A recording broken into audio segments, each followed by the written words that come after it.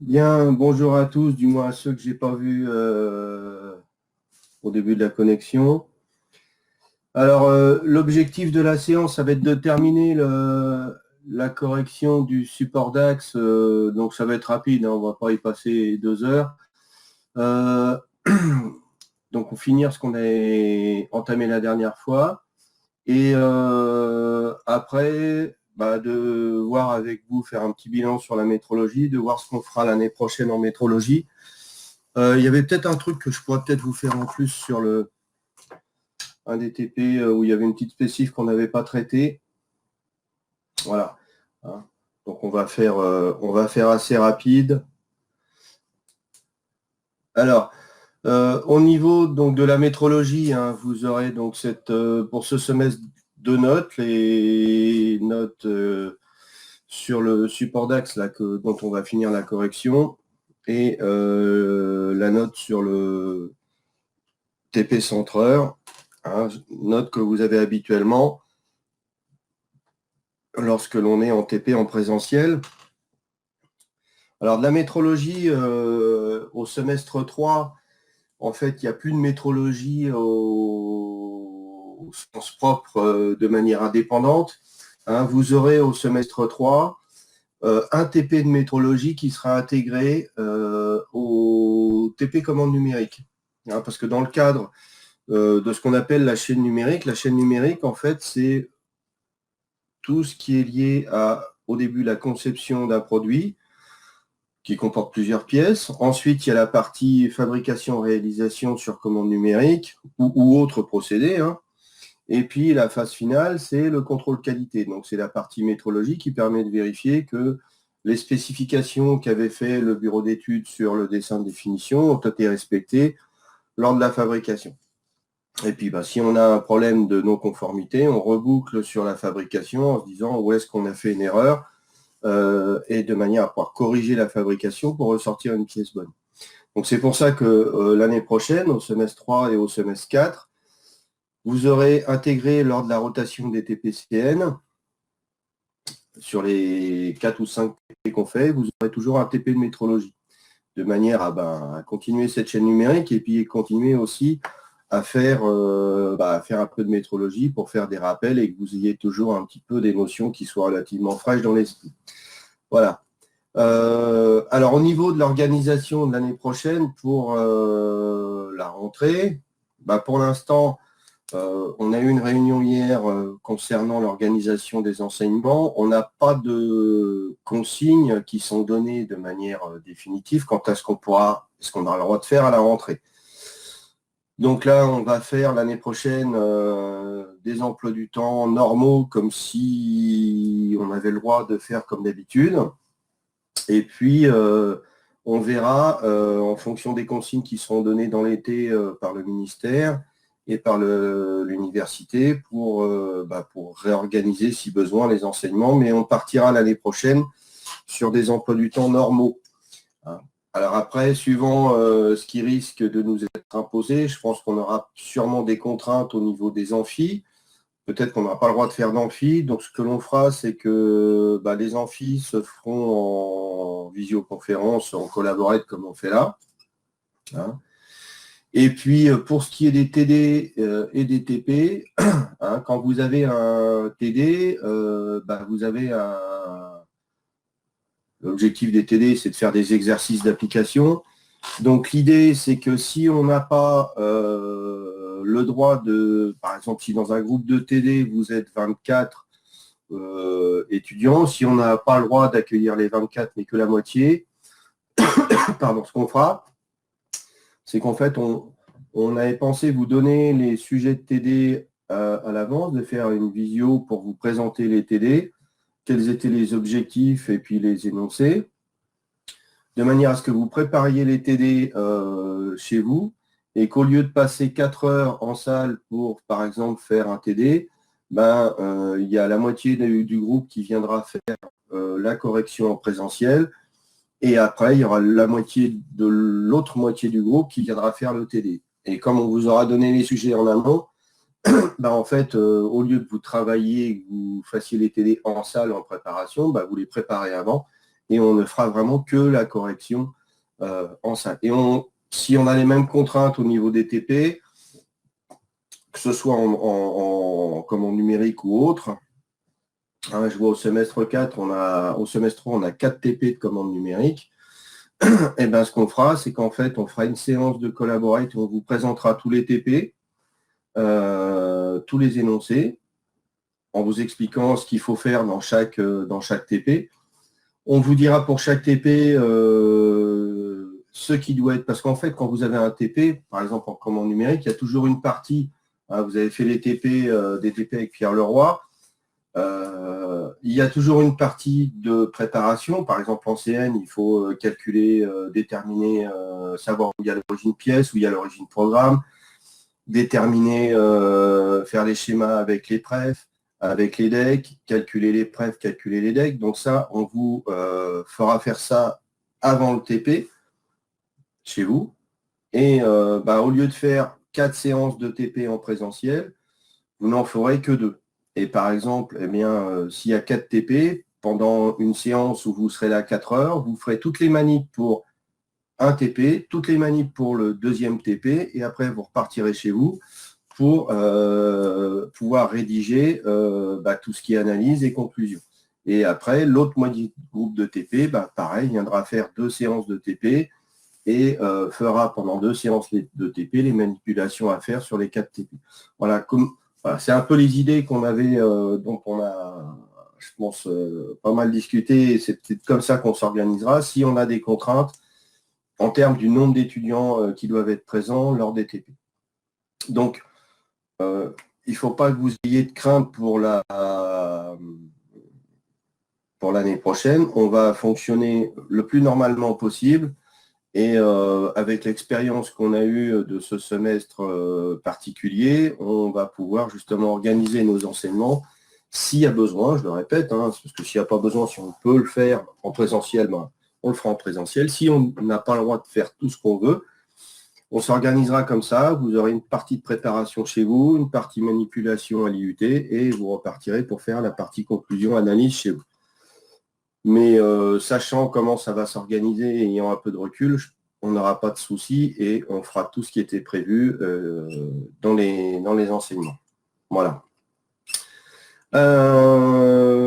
Donc on va finir la partie, la dernière en fait, hein, sur le support DAX, qui était le dernier travail sur lequel je vous ai demandé d'œuvrer. On va regarder un petit peu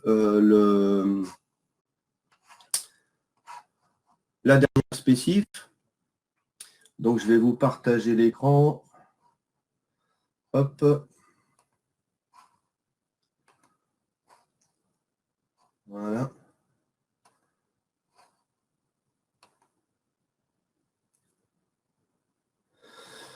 Voilà, donc la dernière spécification sur laquelle on avait travaillé la dernière fois, c'était la localisation qui était ici. Hein, diamètre 0,4 par rapport à ABC. Donc, vous vous rappelez, on avait rempli la fiche de préétude où on avait dit que l'élément tolérancé, on suit la flèche, comme d'habitude. Première chose à faire, regardez quel est l'élément tolérancé. On arrivait ici sur le trait de rappel d'un cylindre, mais on arrivait aussi en face de la cote du diamètre de ce cylindre. Donc en fait, quand on arrive en face d'une cote, hein, c'est toujours ce qu'il y a au milieu qui est désigné. Donc en l'occurrence ici, ce qui était désigné, c'était l'axe de ce cylindre-là. Ce cylindre-là, on avait vu que c'était le cylindre 11. D'accord ? Et rappelez-vous, quand un axe est élément tolérancé, il faut penser à le limiter à la longueur réelle qu'il a sur la pièce. Et les deux surfaces qui limitent le cylindre 11 sont le plan 6 d'un côté et le plan 5 de l'autre. Ici. Donc du coup, en plus du cylindre 11, il faudra penser à mesurer le plan 5 et le plan 6 pour vérifier cette spécification. Ensuite, on avait regardé la zone de tolérance. La zone de tolérance, c'était un cylindre de diamètre 0,4. Alors pourquoi un cylindre? Parce que déjà devant 0,4, il y a le symbole de diamètre. Donc ça veut dire que 0,4 désigne soit le diamètre d'un cercle ou d'un cylindre. Et comme on vient de voir que l'élément tolérancé était un axe de cylindre, diamètre 0,4 correspond au diamètre d'un cylindre. Si l'élément tolérancé avait été le centre d'un cercle, on aurait eu ici diamètre 0,4 correspondant à un diamètre de cercle. Donc ça veut dire que, pardon, en fait, la zone de tolérance, c'est un cylindre de diamètre 0,4. Et on doit avoir l'axe du cylindre 11 limité par le plan 5 et le plan 6 qui doit intégralement être compris à l'intérieur de cette zone de tolérance. Alors du coup, vous rappelez, on ne dessine pas l'axe de la zone de tolérance, on ne dessine jamais la zone de tolérance. On va en fait mettre en place et construire l'élément caractéristique de la zone de tolérance.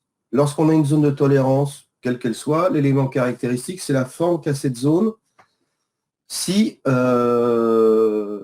valeur était nulle. Donc un cylindre de diamètre 0, c'est une droite. Et là, on a deux cas de figure. Soit la droite est l'axe du cylindre, soit la droite est une des génératrices. Et dans le cas des spécifs d'orientation, la droite, élément caractéristique de la zone de tolérance, c'est une des génératrices. Ici, ce n'est pas le cas, on est dans le cadre d'une spécif de position, ce qui veut dire que ici, l'élément caractéristique de mon cylindre de diamètre 0,4, c'est son axe. Donc en fait, moi, ce que je vais faire, je vais positionner l'axe de la zone de tolérance en utilisant les trois références. Et une fois que j'aurai positionné l'axe de la zone de tolérance du cylindre diamètre 0,4, si la pièce est parfaite, l'axe du cylindre 11 élément tolérancé devrait être parfaitement confondu avec l'axe de la zone de tolérance.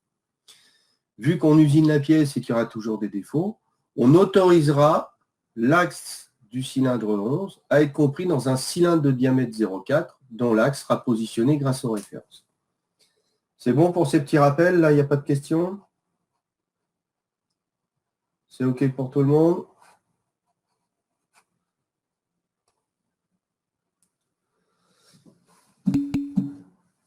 Alors du coup, comment positionner l'axe de la zone de tolérance? On va utiliser les trois références. C'est ce qu'on avait fait la dernière fois.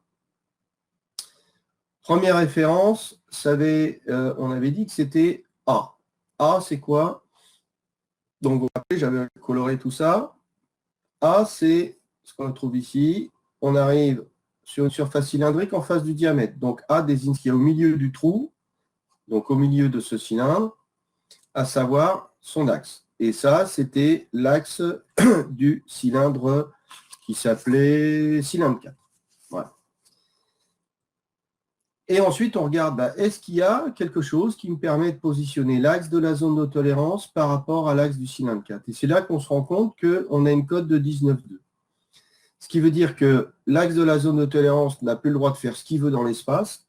Il doit être contraint à être à 19,2 mm de l'axe du cylindre 4. Ça veut dire qu'il peut se translater parallèlement à l'axe. Ça veut dire aussi qu'il peut tourner autour de l'axe tout en étant à 19,2. Donc nous, il va falloir maintenant, grâce aux autres références, qu'on arrête de tourner et qu'on arrête de se translater. Deuxième référence, pardon, B. B, c'est le plan qui est ici. D'accord? Ce plan-là, c'est le plan qu'on trouve ici, qui est le plan 6. Donc là, on se rend compte que sur le dessin de définition, pardon, c'est celui-là, sur le dessin de définition, il n'y a aucune cote entre l'axe du cylindre 11 et le plan 6. Par contre, on s'aperçoit que ça a été dessiné perpendiculairement sur le dessin de définition. Ça veut dire que si la pièce est parfaite, l'axe du cylindre 11 devrait être parfaitement perpendiculaire au plan 6. Donc le plan 6, en l'occurrence donc le plan B, il nous permet d'arrêter quoi? On avait vu tout à l'heure que l'axe de la zone de tolérance pouvait se translater à 19,2 et pouvait tourner autour de l'axe à 19,2. Eh bien, si j'impose que l'axe doit être perpendiculaire à B, B va me permettre d'arrêter la rotation de l'axe de tolérance autour de l'axe du cylindre 4. Ça veut dire que le seul degré de liberté qui reste maintenant, c'est la translation parallèle à l'axe. Et la dernière référence C, que l'on a ici, c'est le plan qui est ici, à savoir le plan 1. Eh bien, en fait, on se rend compte qu'entre le plan 1 et l'axe du cylindre 11, on a une cote de 9,7. Et c'est justement cette dernière référence, c'est qui va me permettre d'arrêter la translation de l'axe de la zone de tolérance à 19,2 de l'axe du cylindre 4. Et ça me permet donc de complètement positionner l'axe de la zone de tolérance ici. Et si la pièce est parfaite, l'axe du cylindre 11, à ce moment-là, qui est là, qu'on retrouve ici, devra être parfaitement confondu avec l'axe de la zone de tolérance. Donc, on avait fait l'analyse la dernière fois. Le souci, c'est que dans les logiciels de métrologie, vous n'avez pas des fonctions qui permettent de construire un axe, donc une droite, distante de 19,2 d'un axe, perpendiculaire à un plan, et distante de 9,7 d'un autre plan. Donc c'est pour ça qu'en fait, on est obligé de passer par la construction d'un repère. Donc c'est ce que j'avais fait sur... je vais vous retrouver ça. Voilà. On va basculer, ça doit être cette figure-là. Voilà. C'est ce qu'on avait fait sur cette figure-là. Voilà. Et ici, on avait fait quoi? Ben, en fait, on avait dit quoi? On avait dit qu'il fallait construire un repère, c'est quoi? C'est une origine et deux axes. Quand j'ai deux des trois axes ou vecteurs du repère, j'ai le troisième par produit vectoriel. Donc, on avait dit quoi, hein? Je vais le refaire rapidement avec les mains. On avait dit qu'on avait l'origine du repère qui devait être où? Ben, l'origine du repère devait être à l'intersection des surfaces d'où partent les cotes. On a une cote de 9,7 qui part du plan 1 et on a une cote de 19,2 qui part de ce plan-là. Ce qui veut dire que l'origine, elle est sur les surfaces d'où portent les cotes. Donc l'origine, elle est à l'intersection de l'axe du cylindre 4 avec... Alors, j'aurais peut-être dû faire ça un petit peu moins gros. Hop, je vais... Voilà. Donc l'origine, elle part de l'intersection de l'axe du cylindre 4 avec le plan 1. Ce qui fait que mon origine du repère, elle est là.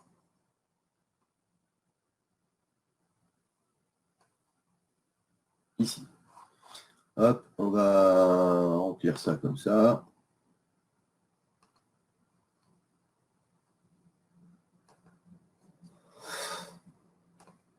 Voilà.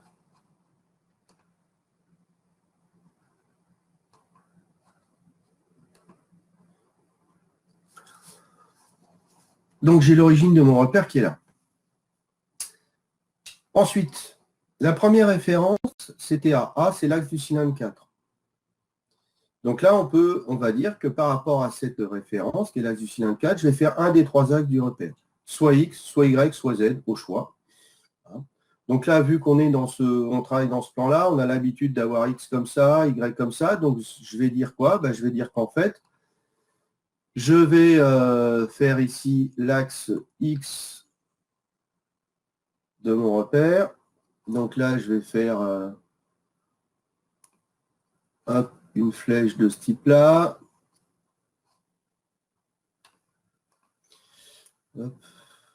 Ouais, j'aurais peut-être dû faire autre chose. Plutôt faire ça. Voilà, j'ai l'axe X du repère qui est là. L'axe Y qui est comme ça. Donc, l'axe Y, je vais le faire parallèle à l'axe du cylindre 4. Et ensuite, donc là, j'ai utilisé le plan 1, j'ai utilisé l'axe du cylindre 4. La dernière référence, c'était le plan 6. Si la pièce était parfaite, on aurait donc l'axe Z perpendiculaire au plan 6. Ça marche? Sauf que, en fait, comme la surface a des défauts, la pièce a des défauts, le plan 6 n'est pas parallèle à l'axe, et le plan 6 qui est ici n'est pas perpendiculaire au plan 1. Donc, en fait, ce qu'on fait, c'est qu'on dit, voilà, eh bien, je vais faire l'axe X du repère, ici, et l'axe X du repère, il va être issu du produit vectoriel de l'axe du cylindre 4, donc de son vecteur directeur, avec la normale du plan 6 qui, dans cette vue-là, est perpendiculaire au tableau. Donc, ça veut dire qu'ici, je vais avoir mon axe X. Pardon, j'aurais pas dû faire ça. Hop. je vais avoir mon axe X qui va être comme ça.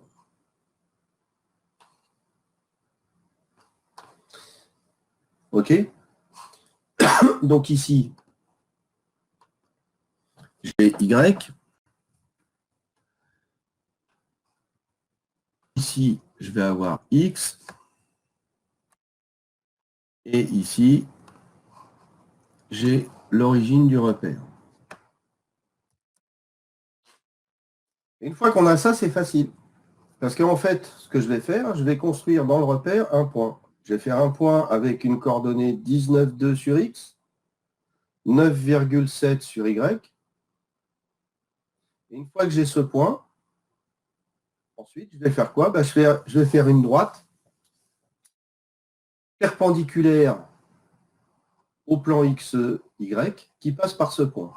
Donc, si on remettait l'origine du repère ici, l'origine, on l'a ici. Toc, je vais avoir l'axe ici Z qui est là. J'ai toujours l'axe X qui est ici. Voilà.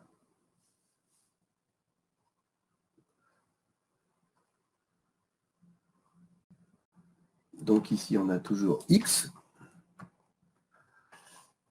Ici, j'aurai mon axe Z. L'origine du repère est évidemment toujours ici. Et ensuite, en fait, le fait de construire ce point-là, avec les coordonnées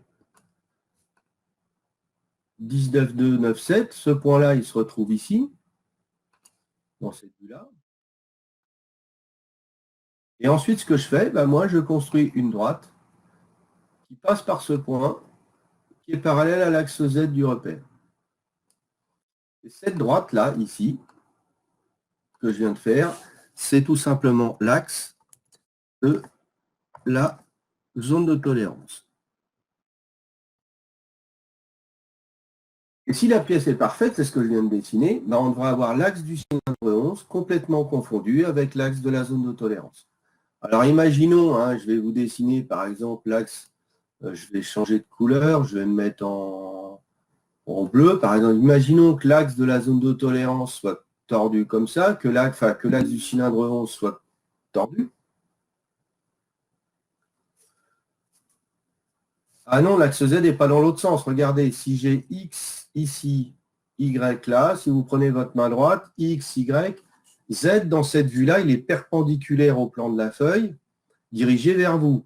Ce qui fait que, ici, vous voyez, on a le plan de coupe AA. Là.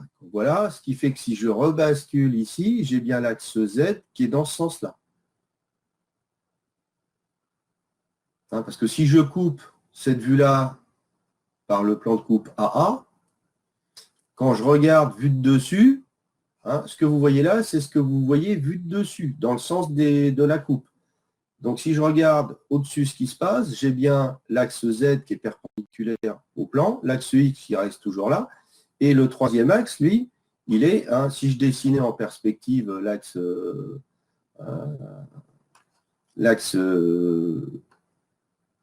mon axe Y, là, en perspective, il serait comme ça. J'ai bien X, Y, Z. Donc, dans cette vue-là, j'ai bien Y et X. OK? C'est bien, Théo?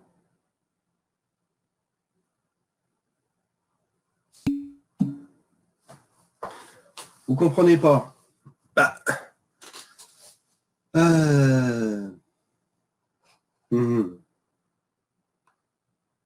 Ouais. Là, vous prenez votre main droite. L'axe X, c'est l'axe de votre pouce. L'axe Y, c'est l'axe de l'index. L'axe Z, c'est l'axe du majeur, le doigt du milieu.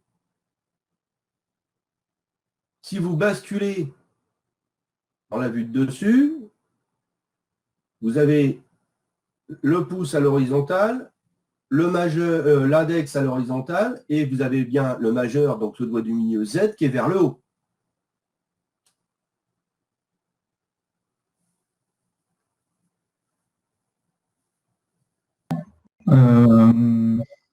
Là, quand je le fais, moi, je l'ai vers le bas. Regardez. Vous regardez la vue de dessous, Théo. Ouais. Vous mettez, avec votre main droite, le pouce, c'est l'axe X. Ça, je suis d'accord.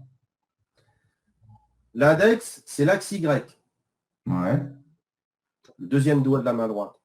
Ouais, Le ouais, ouais. troisième, le majeur, c'est l'axe Z. Quand vous faites ça et que vous mettez votre pouce et l'index parallèle au plan de votre écran, vous avez bien votre majeur qui est dirigé vers vous. Oui. Si vous faites tourner votre main de manière à, dans la vue de dessus, avoir le pouce, donc X, à droite, vous avez bien l'index qui va vers votre écran et l'axe Z qui est vers le haut. Le majeur est dirigé vers le haut. En fait, moi, je le voyais justement, je pensais qu'on faisait l'inverse. On tournait la main pour que ça aille vers le bas et pas vers le haut. Attendez, on va faire un truc. Est-ce que j'ai la caméra là? Ouf. Ok. Bon, ça partage la caméra. Vous me voyez ou pas là? Si, ouais, je vous vois. Quand vous avez l'axe X qui est comme ça, Ouais. l'axe Y, Mhm. c'est l'index, le majeur, c'est l'axe Z.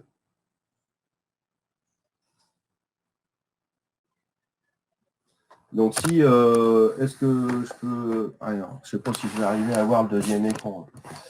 Ça va être un peu chaud et c'est un peu loin. Tac. Je vais zoomer plus. Ah, c'est du bricolage hein, qui me fait faire. Donc.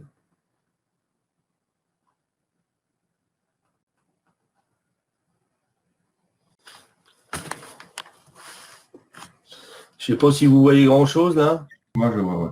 Nickel. Donc là, si... alors évidemment, ça inverse. Hein, vu qu'il y a une caméra, ça inverse. Là, j'ai l'axe X qui est là, mon pouce. J'ai l'axe Y qui est vers le haut, comme ça. Et l'axe Z, mon doigt est bien dirigé vers moi. Mhm. Et quand vous regardez la vue de dessus, vous basculez votre main comme ça. Ok. Ça marche? Ouais. Bah, quand vous faites un produit, vous avez déjà fait des produits vectoriels. Ouais, ouais, ouais. Bah, un produit vectoriel, ça se fait avec la main droite. Oui, oui. Hein, on a bien X égale Y vectoriel Z. Voilà, on tourne X, Y, Z dans l'ordre X, pouce, majeur, pouce, index, majeur. Mais c'est juste que moi, je pensais que le repère, en fait, quand on passait sur la vue de dessus, on baissait la main au lieu de la monter comme vous faites. C'est pour ça que moi, j'avais Bah Z. non. En fait, regardez la vue que vous avez là, la vue AA, là.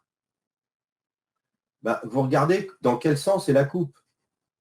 Si vous regardez, alors attendez, je vais mettre la souris là. Vous voyez la coupe AA, je regarde du dessus, dans cette vue-là, je regarde du dessus vers le bas. Donc Ouais. c'est comme si vous aviez la tête au-dessus et que vous regardiez dans le sens que vos yeux regardaient dans le sens de la flèche de la coupe. Ok. D'accord? Ça marche, ouais. Hein.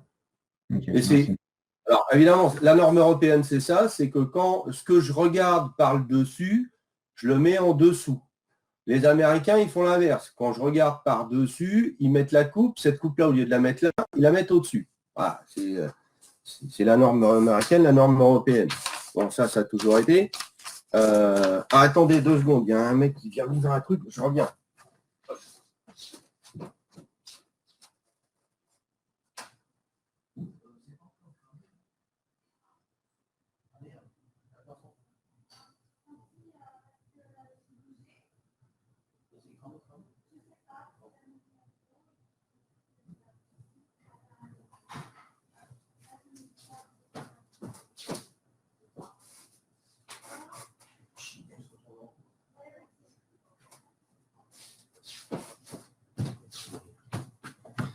Ok, c'est bon, pardon. Alors, du coup, l'intérêt de ça, c'est de se dire, bah voilà, moi, ce que je vais faire dans le logiciel de métrologie, je vais construire ce repère. Donc, je vais construire l'origine. Je vais dire comment je fais 2 de mes 3 axes. Le logiciel tout seul, il va trouver le troisième axe. Et une fois que j'ai le repère, je vais pouvoir construire un point en coordonnées cartésiennes, 19,2 sur l'axe X, 9,7 sur l'axe Z, sur l'axe Y. Et ensuite, je vais demander au logiciel qu'il me construise une droite qui passe par ce point parallèle à l'axe Z. Et ce qu'on fera ensuite, c'est qu'en fait, on a dit que normalement, l'axe de la zone de tolérance est là. Si le truc en bleu ici, c'est l'axe réel du cylindre 11, ce qu'on va faire, c'est qu'on va construire les deux points extrêmes. Alors, j'aurais dû, prendre ça. On va construire ce point-là. On va construire ensuite ce point-là. Et si la pièce est parfaite, les deux points qui limitent l'axe à la longueur réelle qu'il a sur la pièce devraient être sur l'axe de la zone de tolérance. On calculera ces deux distances, qui seront distance d'un point à un axe, c'est donc des rayons. On va prendre la plus grande des deux distances, la multiplier par 2 pour la transformer en diamètre, et ce diamètre devra être inférieur ou égal à la valeur de la zone de tolérance, en l'occurrence, qui est de, je ne me rappelle plus la valeur, qui est de 0,4. Ça marche? Alors, du coup, pour faire ça, on va travailler sur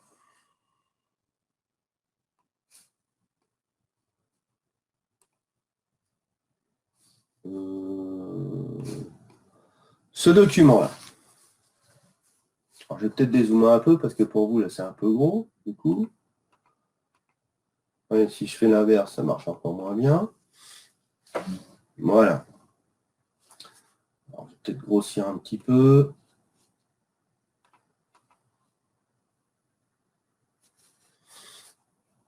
Donc ici, pour faire la vérif, on a donc besoin de faire ici la mesure de CY11.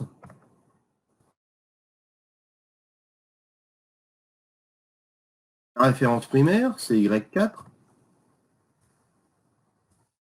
La référence secondaire, L1. Alors, je vais peut-être agrandir le truc parce que sinon, hop. Donc, mesure de là, il nous manque ensuite la référence tertiaire qui est PL6. Et il ne faudra pas aussi oublier de mesurer le plan qui limite le cylindre 11. Donc, c'est le plan 6 au-dessus qui est référence, donc là, on l'aura, mais il faut aussi mesurer le plan du dessous qui est PL5. Voilà. Donc ici, on se retrouve sur la figure avec quoi? On a la référence primaire, c'est l'axe du cylindre 4. On a ici le plan EA1, associé à la surface réelle du plan 1 mesuré. Ici, vous avez le plan EA6. Ici, j'ai l'axe de mon cylindre 11, EA11, et en dessous, ici, vous avez le plan EA5. D'accord? Donc ici, vous avez EA5. 4100. OK. Alors, construction à faire. Il faut construire le repère. Le repère, on va dire quoi? On va construire un point. Donc, on va dire que l'origine du repère, O2, est égale par exemple, au point, je ne sais plus à combien on en était, je vais mettre 30, qui est égal à l'axe de EA4 égale intersection, j'aurais dû mettre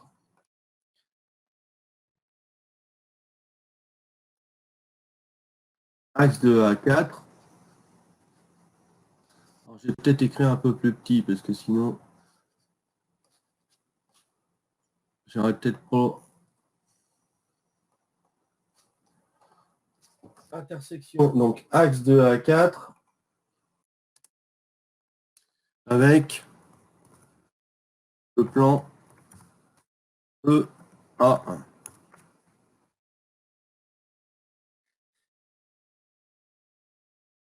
Ensuite, une fois que j'ai fait ça, l'origine O2 est ici.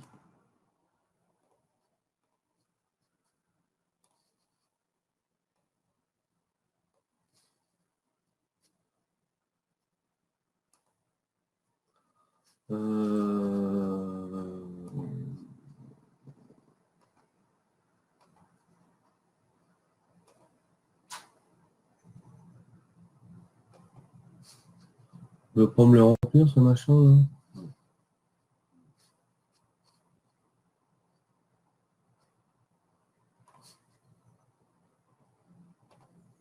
Ça, c'est l'origine du repère.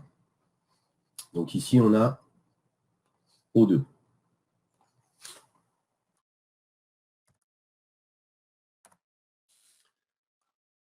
Ensuite, on va définir l'axe Y qui est parallèle à l'axe du cylindre 4. Donc ici, on va avoir, alors bon, pour faire, pour faire des flèches inclinées, moi c'est un peu mal foutu.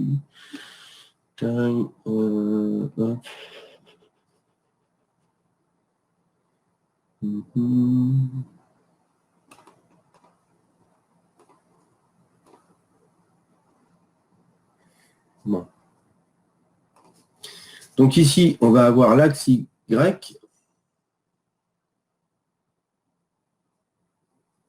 qui est là.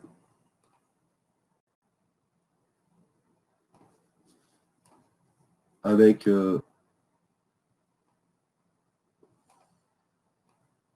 comme ça. Ça, c'est Y.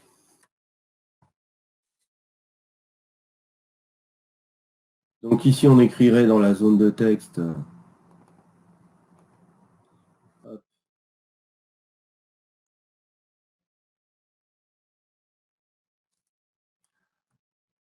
Y parallèle à l'axe de EA4 et vectoriellement, Y sera égal à moins N2, N2 en fait, qui est le vecteur directeur de l'axe qui était dirigé dans l'autre sens. Ensuite, on va dire quoi? On va dire que X, il est égal à quoi? X, il est égal à N6 vectoriel N5. Donc, X égale la normale du plan 6, vectoriel la normale du plan 4, le vecteur directeur de l'axe du cylindre 4. Donc là, je dirais que X est égal à N6 vectoriel N4. N6 vectoriel N4. Ah putain, qu'est-ce que j'ai fait? Merde. Bon, je recommence. Essaye avec CTRL Z, monsieur.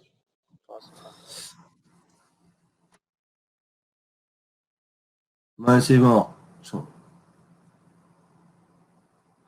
C'est mort parce que je l'ai perdu.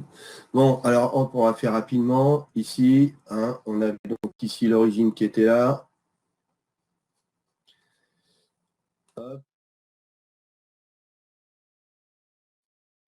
Ici, on avait dit qu'on avait l'axe X, Y qui est là.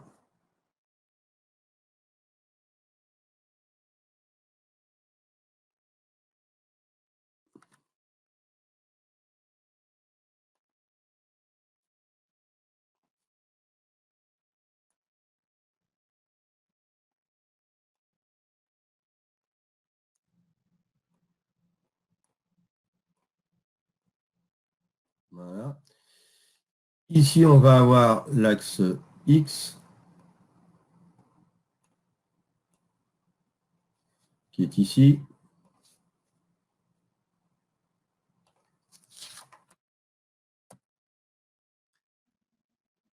Ici, j'avais dit que c'était l'axe Y.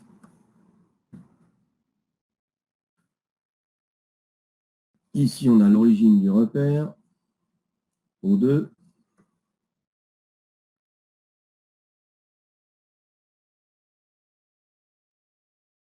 Donc ici, ce que on avait dit, donc l'origine, c'était l'insertion du plan E1 avec l'axe du cylindre 4. On avait dit que X était parallèle à l'axe de EA4. Et on avait dit ici, concernant X, que j'ai pas fini, X égale la normale du plan 6, vectoriel, le vecteur directeur. Qu'est-ce qu'il me fait là à chaque fois là?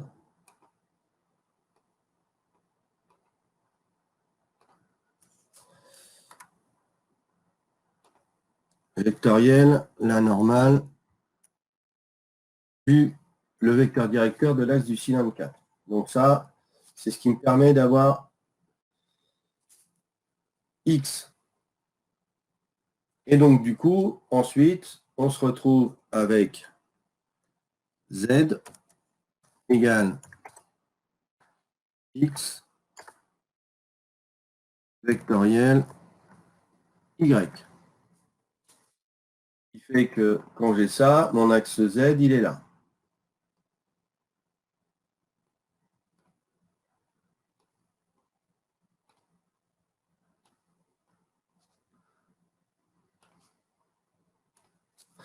Ici, j'ai l'axe Z du repère.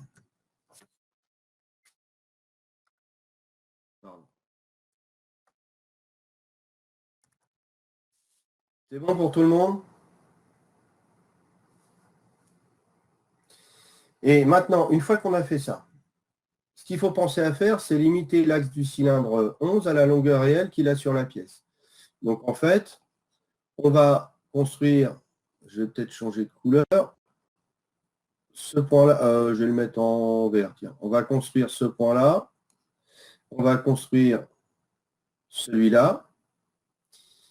Celui-là, on va l'appeler PT 31, par exemple.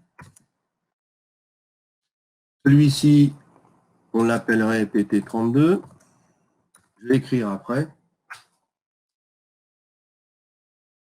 Donc ça, je limite l'axe du cylindre à la longueur réelle qu'il a sur la pièce. Ensuite, ce qu'on fait, c'est qu'on va construire un point avec la coordonnée 9,7 et 19,2.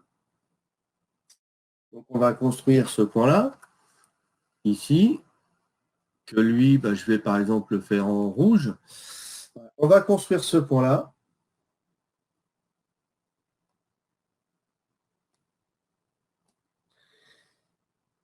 Qui aura comme coordonnées ici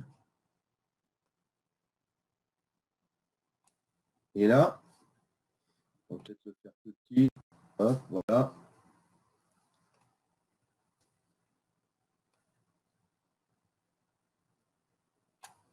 Donc ce point-là, il a comme coordonnées 9,7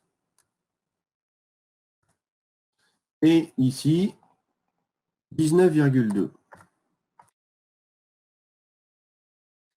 Une fois que j'ai ça, je vais construire une droite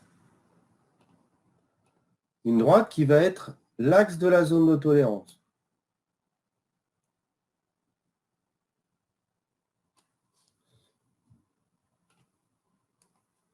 Cette droite-là, ici, c'est l'axe de la zone de tolérance.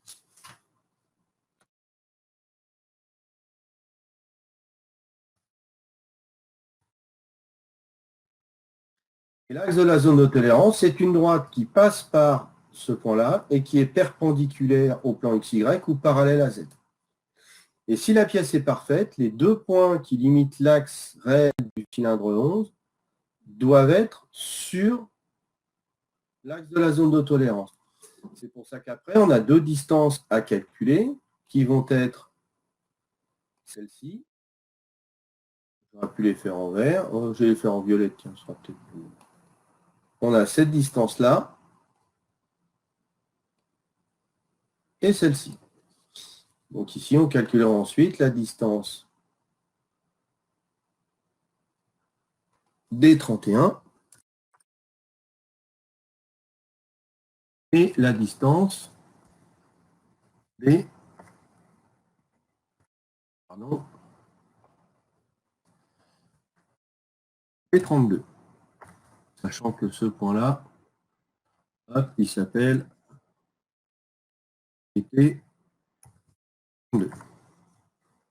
Normalement, il est en vert.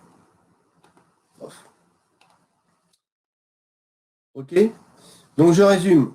On fait le repère. L'origine, intersection de l'axe référence primaire avec la référence secondaire qui est le plan 2, 1, puisque c'est sur ces deux éléments que partent les cotes. Ensuite, la première référence, l'axe donc A, qui est l'axe du cylindre 4, va me donner un des trois axes du repère. J'ai choisi Y, j'aurais pu faire X ou Z. Ensuite, à l'aide de la dernière référence, on va construire le deuxième axe du repère. Et là, je vais dire que l'axe X, il est perpendiculaire à N6 et à N4. Donc, X sera égal à N6 vectoriel N4. Une fois que j'ai fait X et Y, Z égale X vectoriel Y. Donc là, j'ai mon repère. Ensuite, dans ce repère, on dit OK, normalement, les positions, c'est 9,7 et 19,2. 9,7 par rapport au point et 19,2 par rapport à l'axe du cylindre 4. Et c'est quoi ce cirque-là? Donc, une fois que j'ai mis ce point-là, je trace.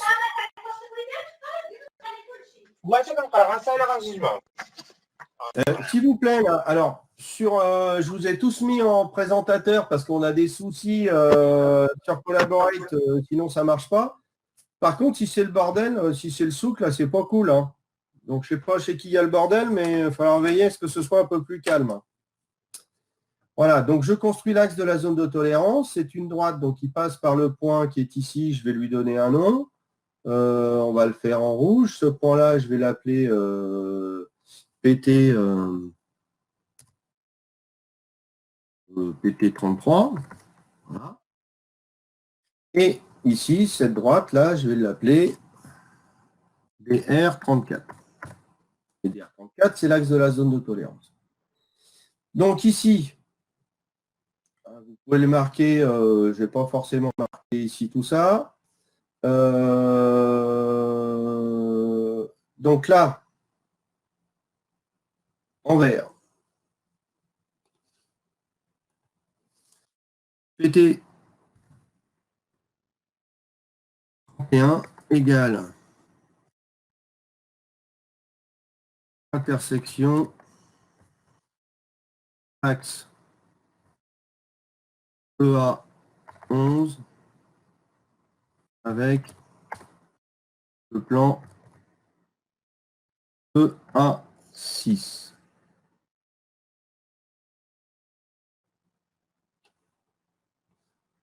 Ah oui, je suis en majuscule, donc évidemment, ça n'a pas fait égal. Ensuite, on va avoir PT32. C'est toujours l'intersection de l'axe de EA 11 avec le plan EA 5.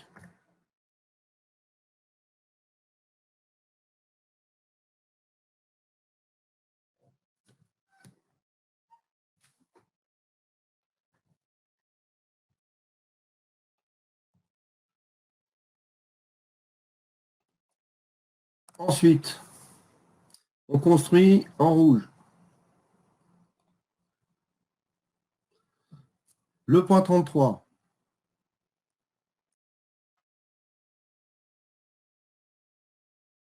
Et donc un point en coordonnées cartésiennes dans le repère.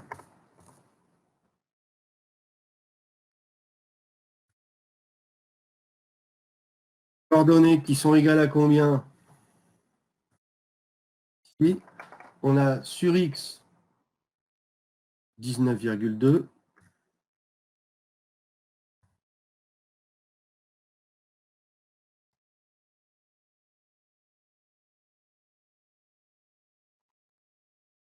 Sur Y, 9,7. Et sur Z, 0.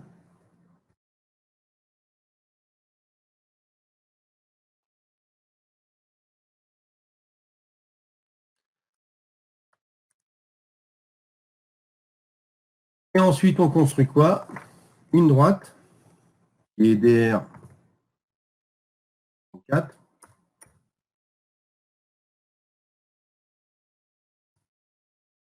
C'est une droite perpendiculaire, ou on va dire parallèle à Z et passant à PT 33. Et ça, c'est l'axe de la zone de tolérance. Et si la pièce est parfaite, l'axe du cylindre EA11 est confondu avec l'axe de la zone de tolérance. Du coup, ensuite, on va calculer les deux distances D31, D32. Donc, je repasse en violet. D31 égale distance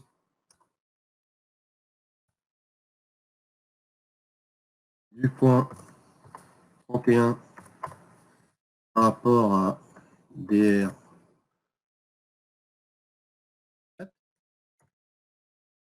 Et ça, c'est un rayon. Je le mettrai après.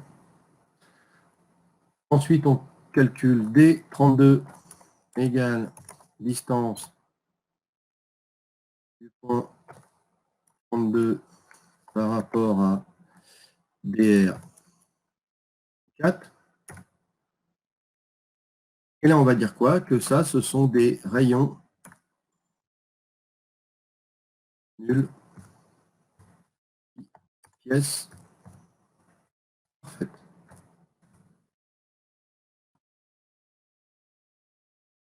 Et nul avec un S, c'est mieux.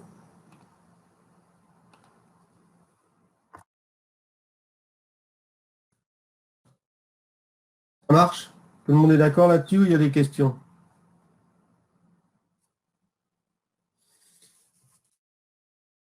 Donc, du coup, ma zone de tolérance, moi, c'est un diamètre. On vient de voir ici qu'on vient de mesurer des rayons. Alors oui, ce que j'aurais dû mettre ici, des 31, des 32, j'aurais dû les mettre dans la partie calcul, hein, autant pour moi. Ouais, j'ai été un peu vite, donc les trucs en violet sont dans la partie calcul. Donc, je viens de calculer des rayons. Ma zone de tolérance, c'est un diamètre. Ben, moi, ce que je vais faire, c'est que, en fait, hein, si je dessine, alors je n'ai pas beaucoup de possibilités de dessin. Si je dessine en rouge ici la zone de tolérance, hein, qui devrait être de travers d'ailleurs. Bon, je vais pour la dessiner. Si vous avez en rouge ici l'axe de la zone de tolérance, les deux points qui sont là, les 31 et 32, doivent être sur l'axe. Mais ils n'ont pas le droit de sortir. Donc ça veut dire D31 et D32 n'ont pas le droit d'être plus grands que la valeur du rayon de la zone de tolérance, à savoir 0,2. Donc moi, ce que je fais pour calculer le défaut, ben, mon défaut, ça va être quoi? Ça va être un diamètre. Donc le défaut ici,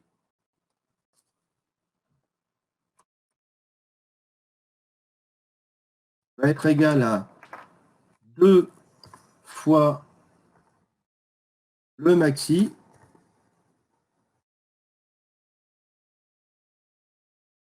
soit de D31 ou de D32.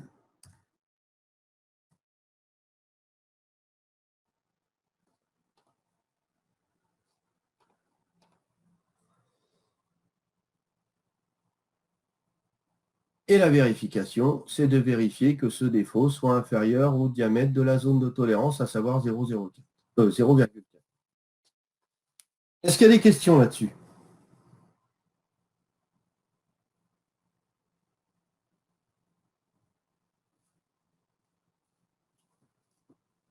Non, il n'y a pas de questions.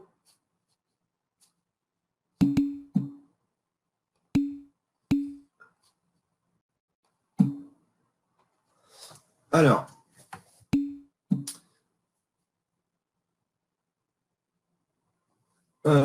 concernant, donc j'avais parlé un petit peu de ce qu'on allait faire en TP au semestre 3. Je ne sais pas s'il y en a qui veulent avoir des précisions sur ce qu'on va faire. Donc vous pouvez utiliser le micro hein, si vous voulez, ou si vous avez des questions autres que sur la partie métrologie.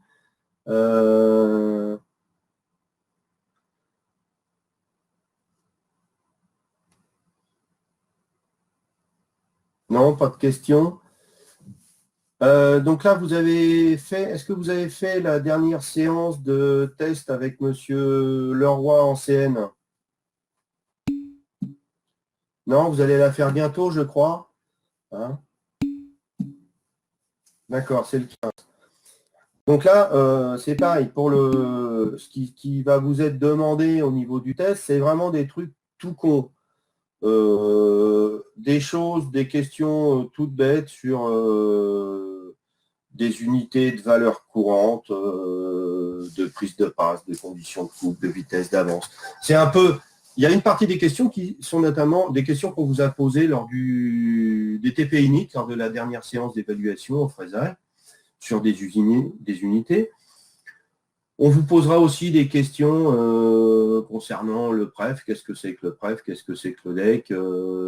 On vous demandera de dire, bah, voilà, à partir d'un schéma avec des mesures, le pref, il est d'autant, le DEC, il est d'autant. Voilà, donc c'est des choses qu'on a vues c'est des questions, je dirais, de culture générale, on va dire, sur toute la fabrication, que ce soit conventionnelle ou initiale. Ouais, normalement, ce sera un QCM.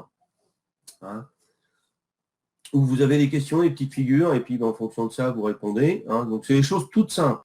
Donc, pour ça, ce qu'il faut que vous fassiez, je pense que vous a dit Pierre Leroy, vous relisez votre poly d'INIT, vous relisez le poly de CN, vous regardez ce qu'on a fait, les TP, il a fait les mêmes que moi j'ai fait avec les FA, hein. On a fait les sujets. Donc, c'est des choses basiques que vous avez vues. Il n'y aura aucune question piège. Hein, surtout d'autant plus que là, vous n'avez pas fait de manipulation. Donc, il y a des trucs qu'on va simplifier par rapport à ce qu'on fait d'habitude. Parce que bon, vous n'avez pas manipulé, donc vous n'avez pas le même recul que celui que vous auriez si vous aviez pu manipuler. Voilà. L'objet, c'est en fait, voilà, on vous a fait faire des TP, vous avez eu des TP à rendre. Vous avez travaillé ensemble, c'est une bonne chose, parce qu'en fait, si vous aviez été dans la vraie vie, vous auriez été en binôme, parfois en trinôme, donc vous auriez discuté entre vous de solutions.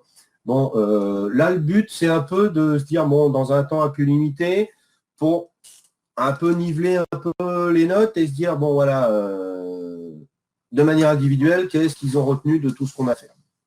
OK, hein, voilà.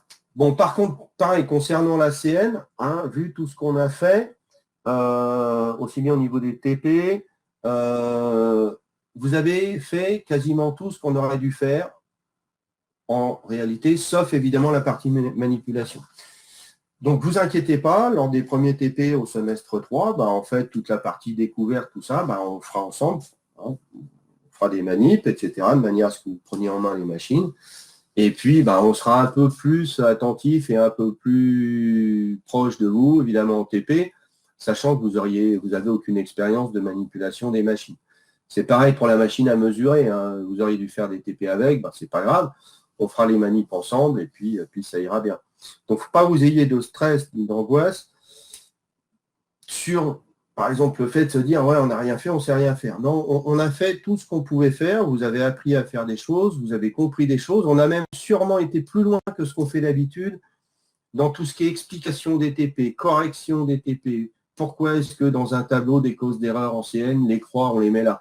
Pourquoi est-ce qu'entre une cote fabriquée avec une surface non usinée et une autre qui est usinée, dans le cas c'est le pref, dans l'autre, je pense qu'on a été beaucoup plus loin sur la partie, on va dire, étude préliminaire du TP et sur la partie étude et sur la partie finale conclusion.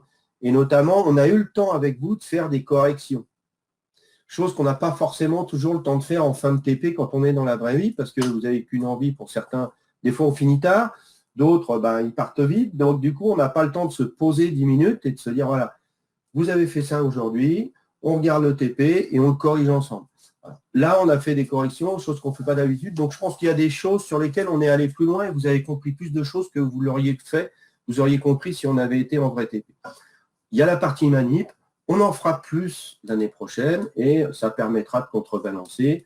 Et n'ayez pas de soucis, ça passera très bien. Voilà. Donc, par contre, on a fait, je voulais vous parler de la partie logicielle. Donc, moi, je vous ai montré Power Inspect, je vous ai montré Prélude. Prélude, vous pouvez le charger, je vous ai donné les liens. Power Inspect, M. Leroy vous a envoyé les liens pour normalement pouvoir le récupérer, d'après ce que j'ai vu. Vous avez les sujets en ligne sur eCampus. Moi, ce que je vous conseille, c'est de reprendre tout ça quand vous avez le temps.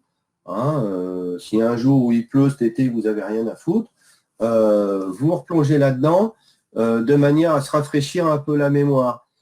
Pareil, vous avez de la FAO, vous avez fait de la FAO sur TopCap de Top Solid.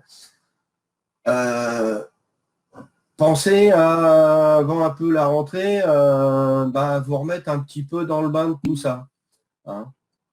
Alors, Power Inspect, normalement, il y a eu un mail, vous avez peut-être pas, vous avez dû recevoir un mail de M. Leroy.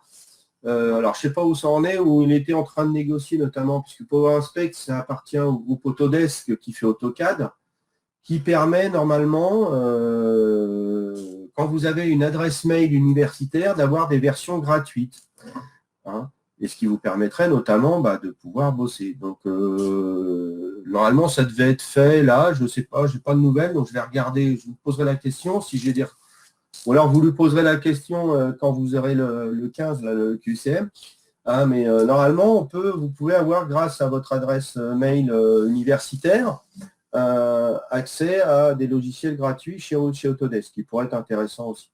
Voilà. Bon, j'ai envie de dire Power Inspect, ce n'est pas le plus important, je pense, parce que c'est un logiciel super simple à utiliser, qui est très logique. À partir du moment où vous avez compris tout ce qu'on a fait en métrologie, voilà, le reste, ça ira nickel. Bon, je vous avais donné la notice de Prélude que j'avais fait, qui est le premier logiciel qu'on utilise. Power Inspect, on vous le montrera en direct, ce sera plus facile. Mais surtout, continuez à faire aussi du top cam, de la FAO. Ce sera, à mon avis, parce qu'on va attaquer au semestre 3 l'usinage 3D. Voilà, ce sera, si vous avez tout perdu, ça va mettre plus de temps et c'est un peu dommage parce que du coup, si on passe trop de temps à faire la FAO, on passera beaucoup moins de temps à faire l'usinage, ce qui est quand même dommage vu que vous n'en avez pas du coup fait cette année. Voilà. Sinon, voilà, je pense qu'on a fait le tour de la question. Si vous avez des questions sur la métro, la CN, sur d'autres choses, l'organisation, etc., n'hésitez pas à me poser. Si je peux y répondre, ce sera avec plaisir.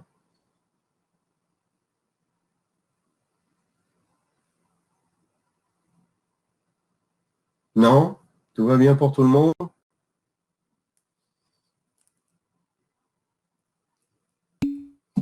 Oui, monsieur, ça va. Ok. Écoutez, là, on a fait le tour de la métrologie.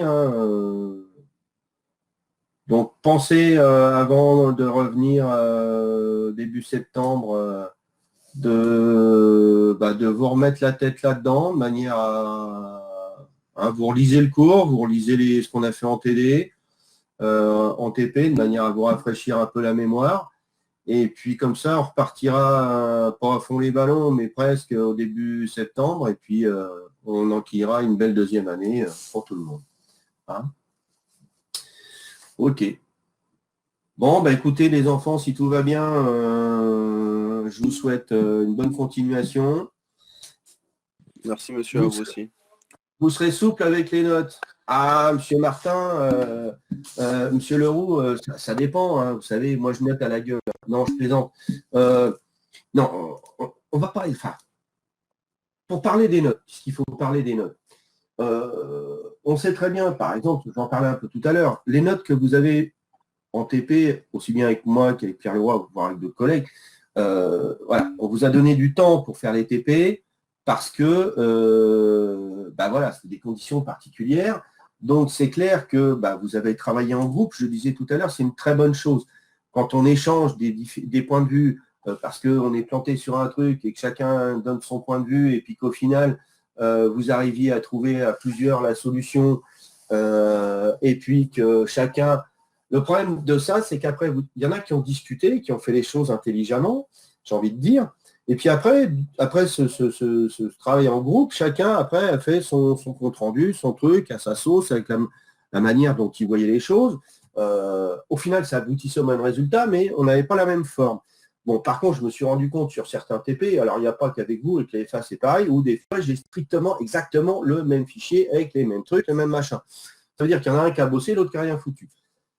C'est dommage parce qu'en fait, derrière, s'il y en a qui effectivement ont juste été entre guillemets spectateurs et qui ont récupéré le travail des autres, ça va faire illusion cette année. Mais l'année prochaine, on verra bien qui a bossé, qui n'a pas bossé. Bon, par contre, c'est clair qu'au niveau des notes, dans l'état actuel des choses, on est bien incapable de savoir, parfois on a une petite idée, mais bon, on est bien incapable de savoir qui a fait le boulot et qui a profité du travail d'un autre, même s'il a travaillé, et qui n'a rien branlé, entre guillemets, excusez-moi du terme, et qui a récupéré le travail des autres. Voilà. Donc, bon, au niveau des notes, on va prendre les notes telles qu'elles sont, et puis sachant qu'effectivement, certaines correspondent au vrai niveau de l'étudiant, d'autres, il a peut-être aidé par d'autres, mais il a travaillé, donc tant mieux s'il a pris du temps pour travailler.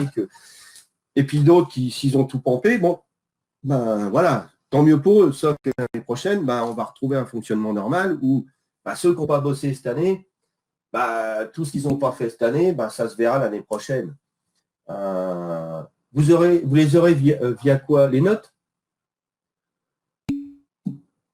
En fait, les notes, donc moi j'ai rentré toutes mes notes pour les FA.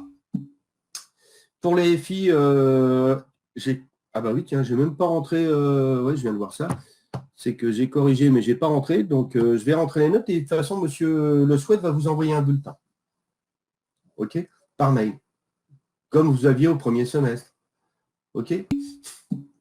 Voilà. Et puis, au niveau du jury, on fera un jury comme on fait d'habitude. Alors après, effectivement, on n'aura pas forcément la même exigence qu'on a d'habitude. Par contre, ce qui est clair, c'est qu'au niveau des absences et au niveau du non-rendu du travail, moi, je vois, il y a des gens qui ne sont jamais connectés avec moi. Hein. De toute façon, j'ai la liste de tout ce qui s'est passé. Donc, ces gens-là, pour moi, ils sont considérés comme absents parce qu'il y a eu des relances, etc. Ils n'ont jamais répondu. Il y en a qui étaient présents aux séances. Pas beaucoup, mais qui n'ont rien rendu. Voilà. Ceux-là, ils étaient présents sur l'écran, mais derrière l'écran, il n'y avait personne, puisque il y en a certains qui ont été absents, mais qui m'ont prévenu, qui ont récupéré le travail, qui m'ont malgré tout rendu un compte-rendu. Donc voilà, ça veut dire que donc ceux qui n'ont jamais été là, qui n'ont jamais rien rendu, ces gens-là, ils n'auront pas de notes. Hein. Et pas de notes, ça veut dire non noté, ça veut dire non évaluable. Et en fonction de ce qui sera, parce qu'on va regarder aussi ce qui sera passé au S1 pour ces gens-là, on risque d'avoir des gens que l'on ne fait pas passer au semestre suivant, parce que si les gens n'avaient pas le niveau au S1 et qu'ils n'ont rien fait au S2, on ne peut pas les faire passer au S3. Voilà. Hein, mais bon, globalement, au début, la première séance qu'on a fait, il n'y avait pas grand monde. Bon, j'ai poussé un petit coup de gueule et puis d'autres collègues aussi. Il y en a qui se sont réveillés. Je comprends que ce n'était pas évident. C'est un système particulier de travailler comme ça, pour nous aussi. Bon, il y en a qui se sont réveillés et puis qui m'ont rendu des trucs et qui ont travaillé, qui ont posé des questions, même en dehors. J'ai même fait des collaborates en plus pour certains parce que voilà, ils n'étaient pas là. On a fait des séances, notamment avec des collègues, certains d'entre vous qui n'avaient pas pu être là, j'ai refait des TD en plus. Voilà, donc il y a des gens qui ont été demandeurs, qui ont été actifs, qui pour des raisons X ou Y, à un moment donné, n'ont pas pu être présents, mais qui derrière sont manifestés, on a refait les choses. Voilà, donc c'est des gens qui méritent de réussir. Donc en fait, on va planter personne. Par contre, ceux qu'on n'a jamais vus, qui n'ont jamais rien rendu, voilà, quoi, ces gens-là, ils ne sont pas évaluables. Donc, suivant si les gens déjà au premier semestre, ils étaient quasiment tout le temps absents et jamais et puis qu'ils faisaient rien, on va dire ok, ceux-là, ils abandonnent et puis tant pis. Et puis il y aura peut-être certains cas où on sera amené à discuter. Donc ça, mais ça, je ne suis pas tout seul à décider. Heureusement, c'est le jury qui décidera, on sera plusieurs. Bon, voilà. Mais bon, vous inquiétez pas, à partir du moment où vous avez été présent, vous avez été un tant soit peu un minimum actif, où vous avez rendu les travaux qu'on vous a demandé, c'est déjà une grosse partie du chemin qui est faite. Voilà. Sachant que, à partir du moment où vous avez le S1 qui est validé, même si pour le S2, il y a des soucis, vous passez au S3, et puis au S3, on pourra, ou le S1 ou le S3 pourra compenser le S2. Hein, donc, voilà. Donc, n'ayez, pour ceux qui ont été participatifs, là oui, le S, dans le programme pédagogique national, pour valider un semestre, il y a 2 critères. Il faut pour valider un semestre, il faut avoir la moyenne générale supérieure ou égale à. Je finis. Il faut avoir la moyenne générale supérieure ou égale à 10 et dans chaque unité d'enseignement, une moyenne de plus de 8. Donc, si par exemple au S1, vous aviez tout qui va bien, si au S2, au lieu d'avoir 9, 10 de moyenne, vous avez que 9,5. Il suffit d'avoir sur un des semestres adjacents, donc soit le 1, soit le 3, 10,5 de moyenne générale. 10,5 plus 9,5, ça fait en moyenne 10, donc ça permet de compenser.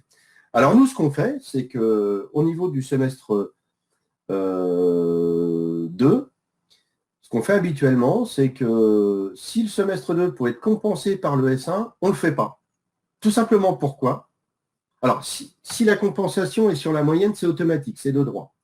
Nous, ce qu'on fait aussi, c'est qu'on regarde aussi, on fait un peu la même chose sur les unités d'enseignement. Si à l'UE 1 du semestre 2, vous avez 7,5, ce qui ne permet pas de la valider, il suffit d'avoir au semestre 1 ou au semestre 3 dans l'UE 1, 8,5. Parce que 8,5 plus 7,5, si je fais la moyenne, ça fait 8. Voilà. Mais ça, en fait, c'est une décision de jury. Pourquoi? Parce que tous les départements n'ont pas des semestres où les unités sont cohérentes. Nous, à GMP, le semestre 1, le semestre 2, par exemple, c'est tout le temps industrialisé. Le semestre 1, c'est tout le temps tout ce qui est matière scientifique. Le semestre 3, l'unité 3, pardon, c'est toujours tout ce qui est discipline transversale. Si vous regardez ATC, au S1, à l'UE1, ils vont faire, par exemple, des maths, et puis au S2, à l'UE1, ils vont faire de l'éco. Donc, ça n'a rien à voir avec le... Donc, on ne peut pas compenser 2 unités d'enseignement où c'est des matières complètement différentes. C'est pour ça qu'officiellement, sur le PPN, on ne compense que les moyennes générales, et ça, c'est automatique et de droit. Par contre, nous, ce qu'on fait aussi, c'est qu'on regarde aussi au niveau des UE, puisqu'elles sont cohérentes, si on peut considérer qu'une compensation peut avoir lieu. Et on appelle ça une décision de jury. Voilà. Donc, c'est pour ça, j'ai envie de vous dire, normalement, si tout le monde, tous ceux qui ont validé le S1, sous réserve qu'ils aient été présents, parce qu'évidemment, si vous avez été absent à tous les enseignements, vous ne respectez pas le quota des heures d'absence pour justifier, vous passez au S3. Voilà. Et par contre, pour ceux qui ont été toujours absents au S2, en visio, en travail, à distance, et pour ceux aussi qui n'ont jamais rien rendu, passer au semestre 3 alors qu'on n'a rien, ils n'ont jamais été là au S2, là, ça ne va pas le faire. Donc c'est pour ça, pour ceux qui ont été présents, qui ont joué le jeu, qui ont rendu des travaux, qui ont fait tout ce qu'ils pouvaient pour bosser, même si ça ne donne pas des résultats délirants, j'ai envie de dire, il ne faut pas vous stresser plus que ça. Par contre, ceux effectivement qui se réveillent maintenant et puis qu'on n'a jamais vu, qui n'ont jamais rien rendu, Là, c'est pas pareil. J'ai envie de dire, il est un peu tard. OK? Mais monsieur quoi?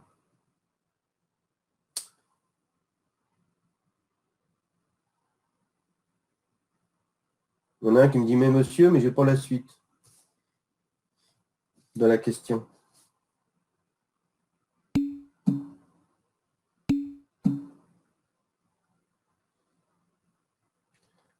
Ah, monsieur Sauvage, c'est pas bien de se moquer. Ah. Mais vous pouvez activer le micro si vous l'avez. Je vous ai donné les droits pour l'activer.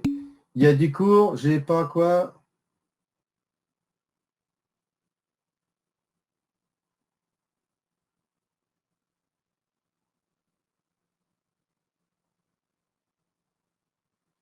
Il y a des cours, vous n'avez pas pu faire quoi?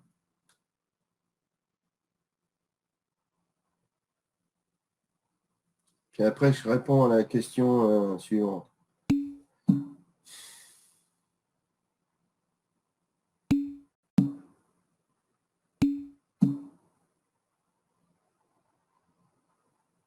Ah, je ne comprends pas bien ce que vous voulez me dire. J'ai pas pour les réserves présence, pardon.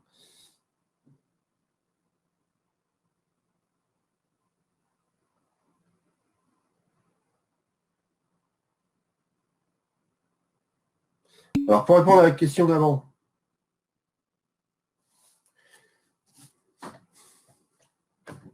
Oui, mais alors attendez, au niveau des. Donc là, tout simplement, au niveau des présences sur. Au niveau des présences sur eCampus, moi, vous avez vu, je ne vous fais pas signer de feuille d'hébergement. Hein. Moi, j'ai une solution toute simple. Hein. J'ai à l'écran tous ceux qui sont connectés.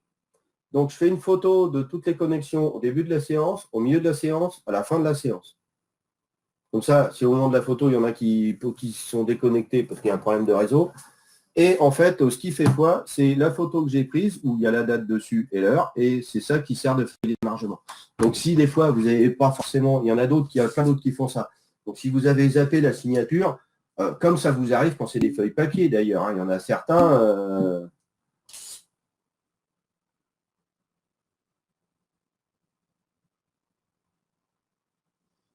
Ouais, mais bon, moi, au niveau des feuilles, moi, j'ai pas de feuilles. À chaque fois, j'ai des photos. Et il y a plein de collègues qui font la même chose. Hein. Et puis, de toute façon, on voit aussi au niveau du rendu aussi des documents. Hein.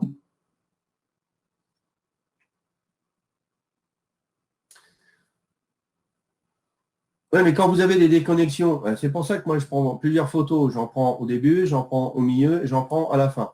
OK? Donc, c'est quand même pas de bol si à chaque fois vous êtes déconnecté. Et souvent, de toute façon, je contrôle hein, le nombre de connectés. Là où on est 53 moins en tout, moins, ça fait 52. Et je vérifie à chaque fois, effectivement, que j'en ai bien toujours le même nombre. Donc, il n'y a pas de souci me concernant. Après, mais j'ai envie de dire, au niveau des absences, c'est surtout, il y a aussi au niveau du rendu. Si les gens ne rendent jamais rien, c'est surtout ça qui est important, c'est qu'on n'arrive pas à vous évaluer. Parce que si vous ne rendez rien et que vous n'êtes pas, du coup, vous n'êtes pas de note, vous n'êtes pas évaluable, et puis du coup, on ne peut pas vous valider un semestre si vous n'avez rien rendu. C'est ça le problème. Alors, il y avait une question concernant les poursuites d'études pour l'année prochaine, c'est ça? En fait, généralement, les poursuites d'études, on les fait à partir, les écoles demandent le bulletin du S3. D'accord? C'est à partir de souvent ce semestre-là que les écoles font leur avis. Alors, certaines demandent aussi les avis du S1, du S2 et du S3. Hein. Mais généralement, c'est à partir du S3 qu'on fait les avis. Hein, c'est à partir de ça qu'elles nous le demandent. Et puis quand elles nous demandent, en fait, l'INSA, je sais plus. Je sais plus. Mais de toute façon, après, ce que vous pouvez faire dans le dossier, vous pouvez balancer vos bulletins. Hein. S'ils ne sont pas pourris, envoyez. Hein. Et puis voilà. Hein. Mais de toute façon, au niveau, souvent les écoles, enfin, quand on fait un avis de poursuite d'études, on donne aussi un avis qui tient compte de tout ce que vous avez fait depuis que vous êtes là, avec S1, S2, S3. OK? Et puis, effectivement, voilà. De toute façon, les écoles savent très bien comment ça se passe, hein. Moi, mon fils, il est à l'INSA à Lyon. Bon, bah là, il n'a pas eu de cours en troisième année, il n'a pas eu de cours du tout ce semestre, hein. Donc, c'est vrai que voilà, ils savent, parce qu'eux aussi, ils ont vécu le déconfinement. Ils ont vécu aussi des situations particulières où il y avait des jeunes qui n'avaient pas de connexion, il y avait des jeunes qui étaient en perdition. Voilà. Donc, ce que nous, on a vécu avec vous, les écoles d'ingé, enfin, tout ce qui est poursuite d'études, l'ont vécu avec leurs étudiants. Donc, voilà. Là, par exemple, on va avoir des Gugus qu'on va recruter par Parcoursup. Il y en a qui vont pas passer le bac. C'est en contrôle continu. Donc, il y en a qui vont avoir le bac grâce au contrôle continu, alors que s'ils avaient passé le bac, ils seraient peut-être plantés le jour du bac. Et on a à l'inverse.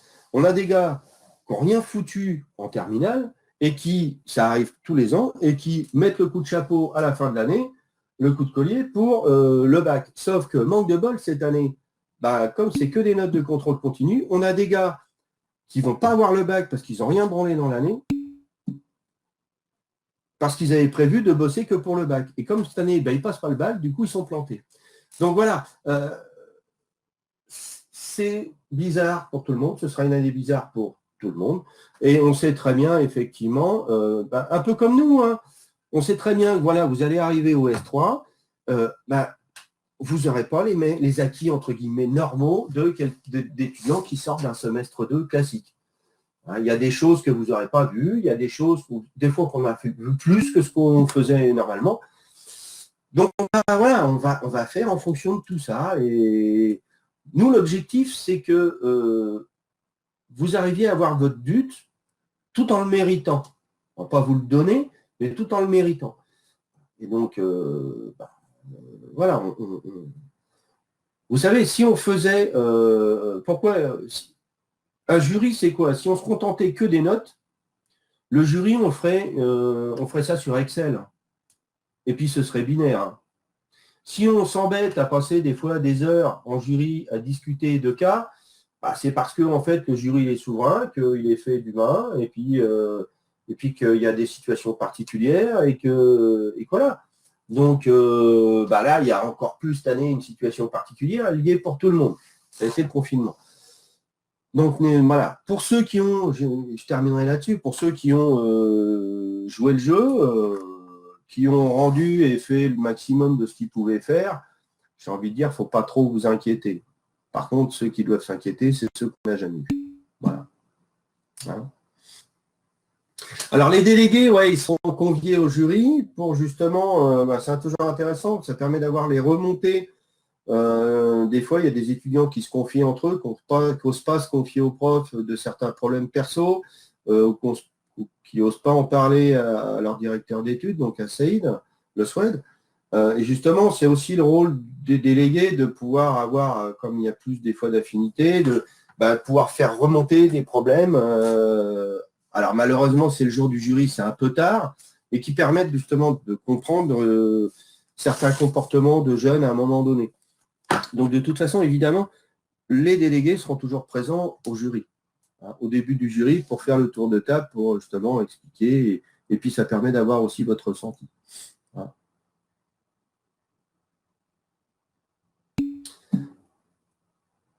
Ah, c'est qui les délégués? Ah ben, ce serait bien de s'en intéresser à la fin de l'année quand même.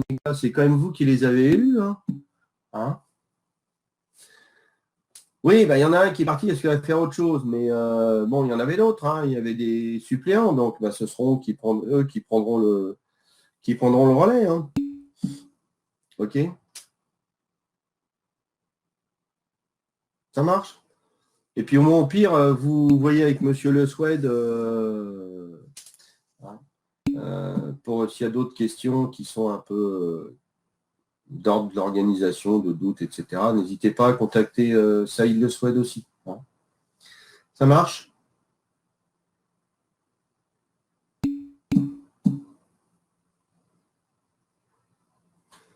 Ah oui, il y a des écoles qui recrutent, qui font des concours après, oui. Hein, généralement, c'est les écoles top niveau, comme les arts et métiers, ce genre de choses. Et par exemple, à l'INSA, c'est sur dossier. Hein. UTC aussi.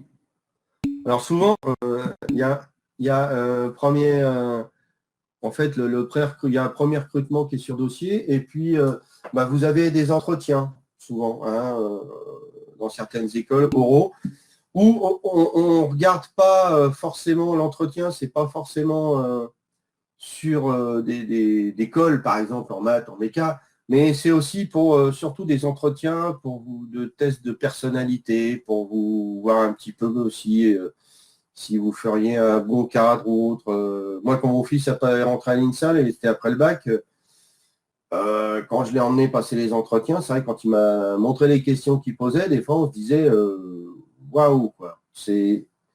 C'est space. Ils vont des fois assez loin pour vous creuser la tête. Bon, mais au final, c'est pas méchant, mais c'est vrai que des fois, quand on voit la question qui vous arrive, on se dit, mais qu'est-ce qu'ils me veulent, quoi.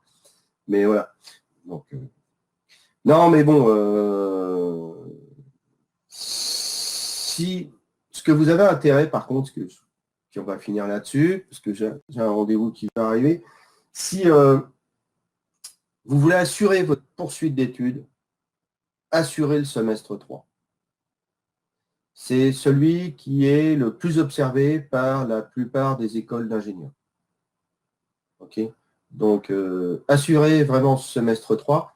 C'est pour ça que je vous disais tout à l'heure, ne revenez pas en septembre en n'ayant pas remis la tête dans vos cours avant.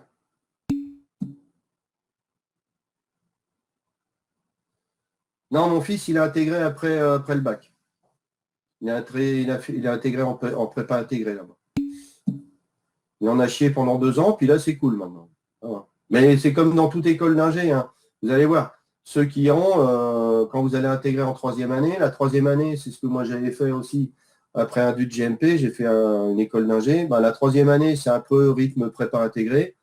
Et puis comme ça, parce qu'ils remettent tout le monde à niveau en scientifique, parce que ça venait d'un peu partout. Et puis après, bon là, on attaque plus le vrai boulot de futur ingé, c'est-à-dire qu'on fait énormément de projets, il y a des stages en entreprise, voilà. Donc après, on apprend le boulot d'ingénieur. Au début, ils vous bourrent le mou pour avoir la tête, pour avoir le minimum syndical en termes de formation scientifique, culture générale, etc. Une fois que c'est fait, on passe à un peu la vraie vie, la formation d'ingénieur en faisant des projets, etc. Voilà. Oui, mais bon, maths, mais on voit en fait généralement les gens qui sortent de DUT GMP, quand vous regardez le programme qu'on fait en maths, en méca et en DDS, vous en sortez quand même globalement pas mal, hein, parce qu'en fait, les matières qu'on voit, alors après, voilà, il y a des matières où, je pensais à ça, il y a la mécaflux, mécanique des fluides. Voilà, ça va être les deux matières sur lesquelles vous avez le moins d'acquis peut-être par rapport aux attendus. Mais les écoles d'ingénieurs, elles le savent. Hein. Moi, quand j'ai intégré l'école d'ingé après le DUT, hein, on était, ils avaient fait un groupe à part en 3e année. Après, on a intégré à ceux qui étaient là depuis la première année ou ceux qui venaient de prépa. Mais ils refont des mises à niveau. On avait rebouffé de la thermo, de la mécaflux pour se remettre à niveau. Et puis, les cours qu'on n'a pas eu, qu'on aurait eu si on avait fait une prépa ou une prépa intégrée, au lieu de les faire en début, on les fait en 3e année. Et puis, une fois qu'on les a fait, voilà. Hein.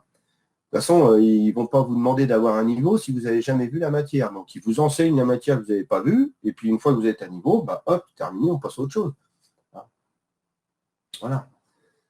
Mais voilà, ce que je voulais vous dire, si vous voulez assurer votre poursuite d'études en école d'ingénieur, assurez le S3. Pour assurer le S3, il faut arriver au S3 en ayant quand même remis la tête dans les cours à la fin de l'été, quoi. De manière à se remettre dans le bain. Hein. En fait, le classement ou la moyenne, la moyenne, c'est important. Parce que la moyenne relate d'un niveau dans un domaine d'activité donné. Après, le classement,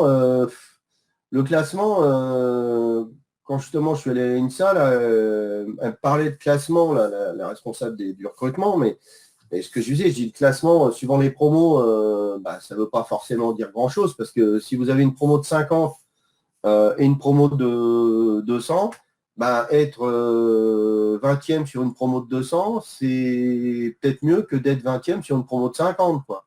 Donc voilà, c'est pour ça que les moyennes et les notes, le niveau est important plus que le classement. Hein.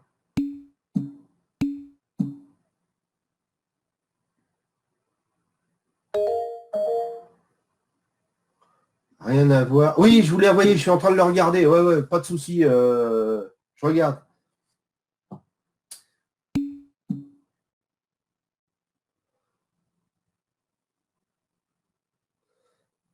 Ok.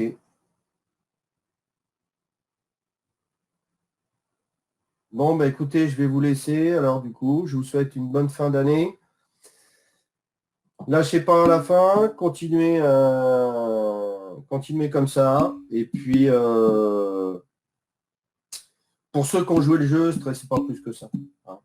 Ok. Et puis, j'espère qu'on se retrouvera au mois de septembre en présentiel et puis qu'on va pouvoir faire plein de choses intéressantes. Hein. Ça marche?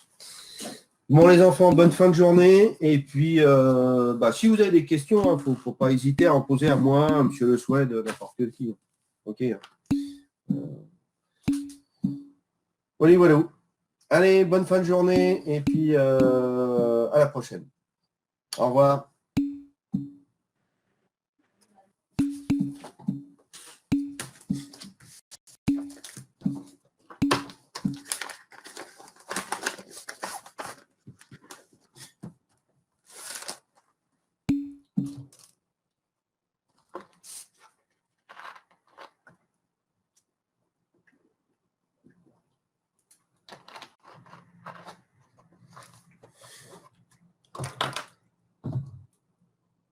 Alors. Et monsieur, Oui. je voulais savoir, est-ce qu'il regardait toutes les matières, enfin les écoles? C'est qui me parle là? C'est Elias Emmanuel, est-ce qu'il regarde quoi? toutes les matières. En fait, ça dépend des écoles. En fait, les écoles d'ingé vont regarder en fait quoi? Ils vont regarder les résultats dans les matières scientifiques, à savoir maths, méca, DDS. D'accord? Mais ils vont aussi regarder autre chose. Ils vont regarder le niveau en anglais. Ils vont regarder aussi le niveau en expression. Pourquoi? Parce qu'en fait, un ingénieur, si c'est une tronche et qu'il est incapable de communiquer avec ses collaborateurs, il ne vaut rien. J'ai envie de dire, il y en a, c'est comme un mauvais prof. On a des profs qui passent des super concours, qui ont des super tronches, mais ils sont incapables de transmettre quoi que ce soit à un élève ou à un étudiant. Donc en fait, ils sont bons sur le papier, mais concrètement sur le terrain, ils ne servent à rien. Voilà. Donc c'est pour ça que, évidemment, les écoles d'ingé vont regarder le niveau scientifique, ils vont regarder le niveau en anglais, le niveau en expression-communication, et après, suivant la spécialité de l'école, ils vont s'intéresser par exemple à la partie construction ou à la partie prod. Voilà. Suivant la spécialité sur laquelle vous candidatez, ils vont regarder aussi le niveau que vous avez dans ces spécialités. D'accord? Ouais. Hein? Et c'est pour ça que ce qui est important, c'est on ne peut pas être excellent partout, mais certains se contentent de dire, bon, je suis une tronche en maths, je suis une tronche, ça gaze en méca, puis alors à côté, ils se prennent des caisses monumentales. Le problème, c'est que ces gens-là, du coup, des fois, les recruteurs, ils ont du mal parce qu'ils ont des doutes, parce qu'ils se disent, bon, ce mec-là, il sélectionne vachement. Apparemment, au niveau communication, c'est pas terrible. Quand on lui demande de faire de la pratique, c'est une quiche. Et là, ils disent, on va former un mec qui va servir à rien. Donc, autant laisser la chance à un gars, on va dire, qui est peut-être moins bon scientifiquement, mais par contre, qui est beaucoup plus homogène et qui, même s'il est moins bon, le fait d'être moins bon, comme il est capable de faire des choses concrètes en TP ou en projet, comme il est capable de communiquer, au final, ce sera un meilleur ingénieur qu'une tronche qui ne sera jamais capable de communiquer et puis de sortir des trucs qui tiennent la route, quoi. Voilà. Mais il y a des écoles généralistes aussi. Oui, bah après les écoles généralistes, il y en a plusieurs, hein. Vous pouvez prendre les ENI, les ENSI, l'UTC, voilà, ce sont des écoles généralistes. Et après, derrière, donc, vous allez pouvoir choisir, c'est le cas de ce qui se fait à l'UTC, à l'INSA, vous choisissez ensuite soit des branches ou des filières, suivant les écoles, ça s'appelle différemment, pour vous spécialiser dans un domaine qui vous plaît plus. Moi, je vois mon fils, il a débarqué, il a fait 2 ans de prépa intégrée. Après, ils ont fait en fin de deuxième année des projets dans différentes matières. Et après, ils ont choisi des filières. Et parce que justement, ils ont discuté avec d'autres élèves de l'école, ils ont vu comment ça se passait, ils ont assisté à des TP, à des petits projets. Et en fait, après, ils choisissaient en connaissance de cause, après avoir des fois découvert des activités ou des matières qu'ils ne connaissaient pas, ou alors ils s'imaginaient complètement autre chose. Et j'ai juste encore deux questions. Est-ce que par exemple on peut spécialiser, enfin intégrer une école d'ingénieur et spécialiser dans quelque chose qui n'a rien à voir avec ce qu'on fait maintenant? Bah, après, par exemple, du commerce, par exemple. Oui, du commerce ou de l'informatique. Bah, après, dans les écoles d'ingé, vous pouvez faire de l'info. Il y a des écoles d'ingénieurs en informatique. Hein, notamment à l'INSA, vous avez des filières informatiques, vous en avez aussi à l'UTC. Et puis, ce que vous pouvez faire aussi, c'est en fin d'école d'ingé, faire un double cursus. Par exemple, c'est ce qui se fait de plus en plus. C'est-à-dire qu'en fin d'école d'ingé, ben, il y en a qui vont faire un MBA de commerce, par exemple, ou un MBA de management. Ce qui permet à la fin, en fait, d'avoir les deux casquettes. Et ça, c'est de plus en plus possible, en fait. Il y a de plus en plus d'accords entre des écoles d'ingé, des écoles de commerce ou des universités pour faire ces doubles cursus. Et les écoles comme Centrale et tout, eux, c'est sur concours? Ah oui. Centrale, Petite Mine et tout et tout. Ah ouais, ouais, bah, on va dire qu'au niveau des écoles, il y a les écoles d'ingé bas de gamme, style certaines écoles d'ingé en apprentissage. Et en fait, vous êtes pris si vous avez une boîte, même si vous avez un niveau de merde, en gros, c'est ça. Après, il y a les écoles d'ingé, ce qu'on appelle niveau 2. Voilà, c'est des écoles d'ingé qui tiennent la route, comme les ENI, voilà, ce genre de choses. Après, vous avez celles qui sont au niveau au-dessus, donc c'est tout ce qui est INSA, UTC, ce genre de choses. Et puis après, vous avez le top. Il y a Polytechnique, mine, pont, voilà. Donc là, généralement, pour y rentrer, c'est des gens ceux qui y rentrent, hein, sont des gens qui sortent de prépa. Mais par exemple, nous, quand on est en DUT, on passe les mêmes concours que les prépas quand on veut intégrer ce genre d'école? Alors, il y a des places réservées normalement pour le DUT. Donc, c'est des concours enfin, pas forcément les mêmes sujets. Mais nous, ce qu'on vous conseille, c'est que si vous visez, par exemple, vraiment des écoles top niveau, si vous êtes passé par un DUT, c'est de faire une année de prépa intermédiaire de manière à pouvoir justement combler tous les manques qu'il y a vis-à-vis du concours à passer. Hein, notamment sur la partie maths, méca, etc., où là, ils vont très loin en prépa. D'accord. Merci. Et après, voilà, si vous envisagez certaines écoles, vous les contactez, vous leur dites, voilà, moi je sors de l'U, quels sont les dispositifs d'entrée, quelles sont effectivement les chances si je sors d'un LUT, est-ce que si je fais une année de prépa intermédiaire, ça vaut le coup, et puis des fois, ils peuvent même vous conseiller donc, sur certaines formations intermédiaires à faire.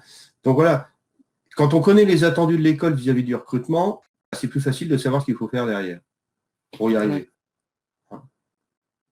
Et les inscriptions au concours, c'est vers mars, vers avril et tout.